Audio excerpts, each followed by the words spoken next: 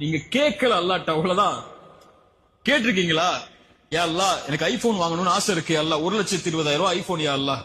எத்தனை பேங்கா இறஞ்சு அந்த போன் வாங்குற சென்டருக்கு போனீங்கன்னா 4 பேர் உட்கார்ந்து இருப்பான் கடன் கொடுக்கறதுக்கு. அவன்கிட்ட போய் எனக்கு கிடைக்குமா, என் அக்கௌண்ட்டுக்கு என் பேலன்ஸுக்கு கிடைக்குமா, என் பேலன்ஸுக்கு கிடைக்குமான்னு கேட்டீங்கல்ல.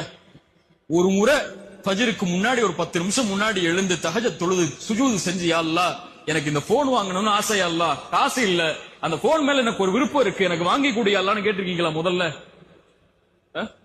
அவன் 6 கேள்வி கேட்பான். அவன்கிட்ட போய் கேட்கறதுக்கு முன்னாடி ரப்பிட்ட போய் ஒரு வார்த்தை கேட்டிருந்தால், وَإِذَا سَأَلَكَ عِبَادِي عَنِّي فَإِنِّي قَرِيبٌ أُجِيبُ الدَّعْوَةَ الدَّاعِ إِذَا دَعَانِ, அழைப்பவர் அழைத்தால் பதில் கொடுக்கிறேன். அல்லாஹ் கேட்டு கொடுப்பது, கொடுக்காமல் இருப்பதில்லை.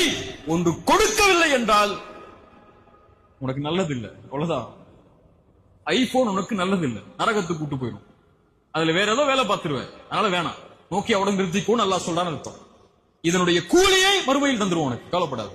நீ கேட்டல்ல, கொடுக்கல, அதோட கூலி மறுமையில வாங்கிக்கோ என்று அல்லாஹ் அதனை நீக்குகிறான் என்று அர்த்தம். அல்லாஹ் கேட்கப்பட்ட எதையும், அது உலக காரியமாக இருந்தாலும் மறுமையின் காரியமாக இருந்தாலும், அவன் கரம் கீழே விழும்போது அல்லாஹ் கொடுக்கவில்லை என்றால் என்ன செய்கிறான்? அல்லாஹ் வெட்கப்படுகிறான்.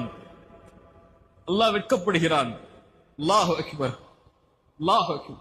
இந்த ரப்பிடத்தில் கேட்டீர்களா, யா அல்லாஹ் எனக்கு பில்லியனர் ஆகணும், யா அல்லாஹ் மில்லியனர் ஆகணும், யா அல்லாஹ் ஹலாலான முறையில சம்பாதிச்சு எப்படியா அந்த இடத்துக்கு போகணும்னு ஆசைப்படுற, யா அல்லாஹ் ஒரு வழியை திறந்து வை யா அல்லாஹ்னு கேட்டிருக்கீங்களா?